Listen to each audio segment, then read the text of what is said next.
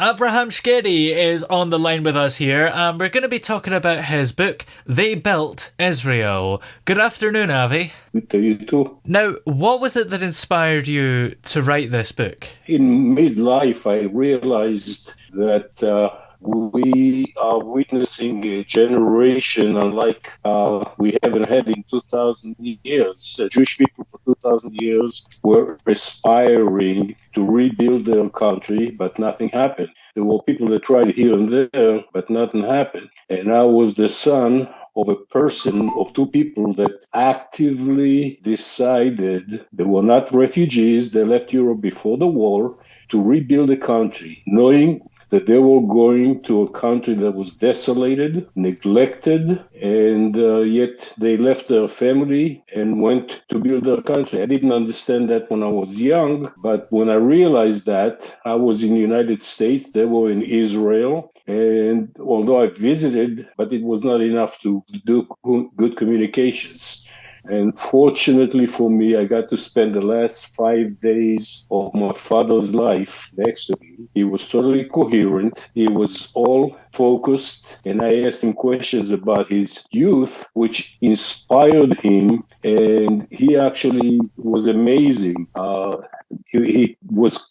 Came back to his dreams, and before he died, he told me, "Look, I had a great dream. We did a lot of stuff, but it's not finished." He knew he was gone. He knew he was dying, but he told me, "It's not done. It's not finished. We got to have a safe home for Jews to go to." So I was sitting right next to him. I wrote every little bit that I could on paper, and I promised him that I was going to write it for his family, for his kids, his grandkids, for posterity. My daughter read my writings and asked me to rewrite it and input contemporary historical events so that they better understand the magnitude of their grandparents' life. And out came what I believe something, an amazing story in Jewish history, in a chapter that was 2,000 years in waiting, and it happened at the late end of the 19th century into the 20th century. My life, so to speak, compared to what we're used to, is absolutely magnificent, but not understanding how I got there is a big omission. So I wanted my kids to know how fortunate they are because of their grandparents. And since I incorporated some contemporary history, I think a lot of people would relate to it because they too lived dream life, but not remembering their forebears' contribution to their dream life. One of many, but one example. My father was in a room with a bunch of people that all they were waiting to die in dignity. All they were having is the medical system was administering anti-pain period, but most people were in coma. People that were sitting next to me, the doctors gave my father antibiotics because of me, because I was going to spend a few days with him. They wouldn't do it for 95-year-old, 96-year-old people with cancer and dying. People that were sitting near me and listening to conversation with my father. I had people tell me, my father lying here, he had the same story. So my story is my parents, but not just my parents. There's a whole generation.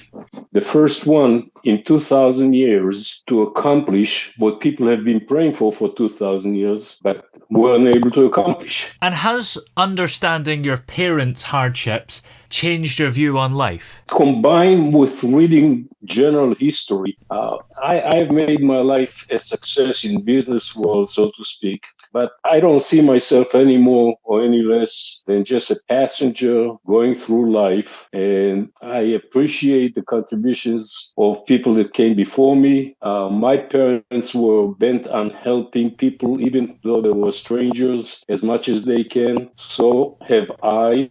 I've learned, and I just I'm here a passenger, and every fellow passenger next to me, if I can contribute positively to their life, I'm there for them. That's a mission for me. I enjoy it, and it's a great deal to help other people, to see them smile, to see people that they don't have to say. You just look at their face, and you know you did something that put a smile on their face. And it makes my heart sing. Yeah. Your book comes within the history genre. Have you always loved reading about history? I started reading.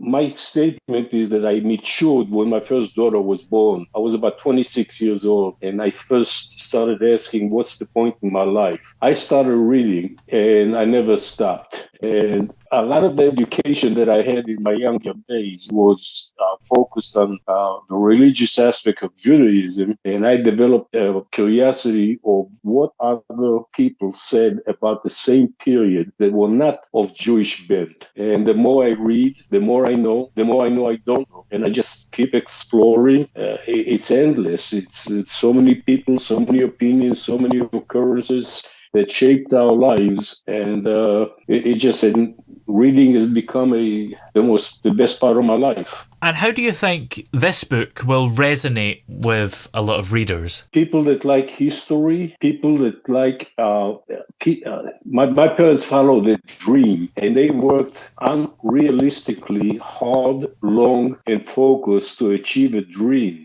So achievers, just plain achievers, got nothing to do with necessarily Judaism, just people that follow dreams and work for it. That's an amazing story. And people that like or interested in Jewish history. We now have a country called Israel that is an amazing country. 7 years ago, it wasn't so certain that it was going to be that. It wasn't so clear. It wasn't so easy. How close do you personally feel to your homeland? America has been great for me. America has been more than a dream come true. Israel is my birthplace, and knowing the history I know now, Israel needs to be supported, and I am one that would support it to my dying day. What was it that made you move away from Israel? A woman. Did I answer your question? Yeah, I think it pretty much does. I think a lot of people can relate to that as well.